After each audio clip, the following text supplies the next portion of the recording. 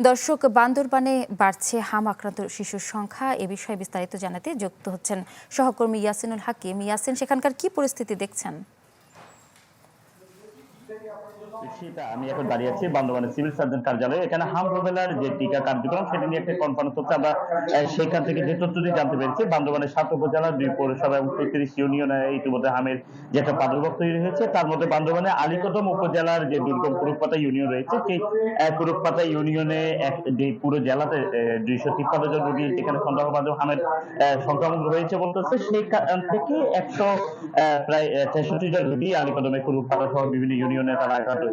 এবং ইতিমধ্যে স্বাস্থ্য বিভাগ আমাদেরকে যেটি জানিয়েছে, বান্দরবানের ৭ উপজেলা, ৩৪ ইউনিয়নে তারা ১৮৭টি ৯৭২টি অস্থায়ী কেন্দ্রের মাধ্যমে হাম রুবেলা টিকার কার্যক্রম শুরু করেছে। এবং সেই টিকার মাধ্যমে যেখানে ৫৯,৮৫২টি টিকা তারা আসলে লক্ষ্যমাত্রা নির্ধারণ করেছিল, ইতিমধ্যে সেখানে প্রায় ৫৭,০০০ টিকা তারা ইতিমধ্যে তারা কার্যক্রম করেছে। এবং সেই টিকার কার্যক্রমের মাধ্যমে তারা 94% টিকা ইতিমধ্যে তারা সফলভাবে দিতে সক্ষম হয়েছে বলে জানি। এবং তবে যে বিষয়টি আসলে সব থেকে লক্ষণীয় হয়েছে সেটা হচ্ছে বান্দরবানের আলীকদম উপজেলায় ৩১ শতকা বিশিষ্ট একটি স্বাস্থ্য কমপ্লেক্স রয়েছে। সেখানে বর্তমানে রোগীর সংখ্যা প্রায় ১০১ জন।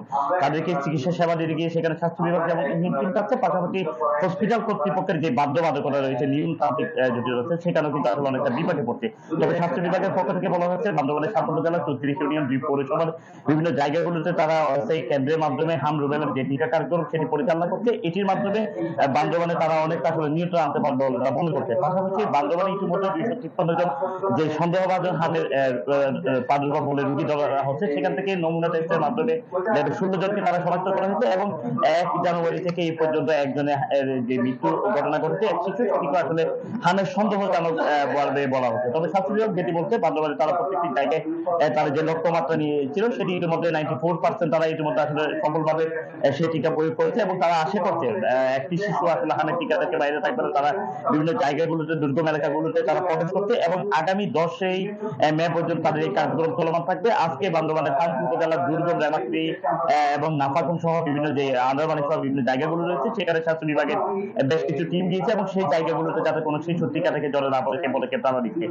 পাশাপাশি তিনি এও জানিয়েছে, বান্দরবানের যে দুর্গম এলাকা যেমন আলীকদম উপজেলার কুরুকপাতা, মরিচর যে জায়গাগুলোতে হামের প্রাদুর্ভাব বাড়ছে, সেই জায়গাগুলোতে তারা সেই ক্যাম্পের মাধ্যমে টিকা কার্যক্রম চালিয়ে যাচ্ছে।